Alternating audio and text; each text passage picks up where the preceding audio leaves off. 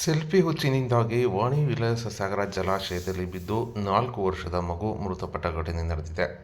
ಇನ್ನು ಹಿರಿಯೂರು ತಾಲೂಕಿನ ಐತಿಹಾಸಿಕ ವಾಣಿ ವಿಲಾಸ ಸಾಗರ ಜಲಾಶಯದ ದೇವಸ್ಥಾನಕ್ಕೆ ಸಂಪರ್ಕ ಕಲ್ಪಿಸುವ ಹಳೆಯ ಸೇತುವೆ ಕೆಳಭಾಗದಲ್ಲಿ ಸೆಲ್ಫಿ ತೆಗೆದುಕೊಳ್ಳುವಾಗ ಈ ಒಂದು ಸಂದರ್ಭದಲ್ಲಿ ಘಟನೆ ನಡೆದಿದ್ದು, 4 ವರ್ಷದ ಬಾಲಕ ಸಮೀರ್ ನೀರಿನಲ್ಲಿ ಮುಳುಗಿ ಮೃತಪಟ್ಟಿದ್ದಾನೆ.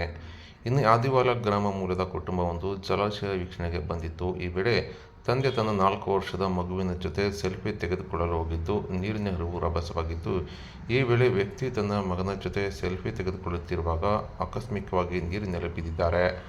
ನೀರಿನ ರಭಸಕ್ಕೆ ತಂದೆ ಮಗ ಇಬ್ಬರು ಕೊಚ್ಚಿಕೊಂಡು ಹೋಗುತ್ತಿದ್ದು, ಇದನ್ನು ಗಮನಿಸಿದ ಸ್ಥಳೀಯರು ತಕ್ಷಣವೇ ಕಾರ್ಯಪ್ರವೃತ್ತರಾಗಿ ರಕ್ಷಣೆಗೆ ಧಾವಿಸಿದ್ದಾರೆ.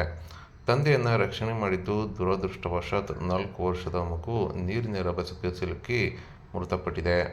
ಘಟನಾ ಸ್ಥಳಕ್ಕೆ ಹಿರಿಯೂರು ಗ್ರಾಮಾಂತರ ಠಾಣಾ ಪೊಲೀಸರು ಹಾಗೂ ಜಲಾಶಯದ ಸಿಬ್ಬಂದಿಗಳು ಆಗಮಿಸಿ ಶೋಧ ಕಾರ್ಯ ನಡೆಸಿ ಮೃತ ಬಾಲಕನ ಶವವನ್ನು ಹೊರತೆಗೆದಿದ್ದಾರೆ. ಈ ಸಂಬಂಧ ಹಿರಿಯೂರು ಗ್ರಾಮಾಂತರ ಪೊಲೀಸ್ ಠಾಣೆಯಲ್ಲಿ ಪ್ರಕರಣ ದಾಖಲಾಗಿದೆ.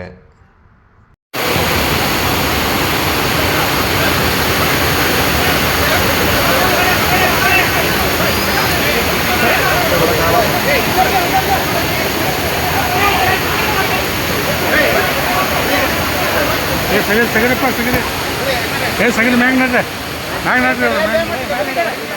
ನಡ್ರಿ ಮ್ಯಾಗ ನೋಡ್ತಾನೆ ನೀವು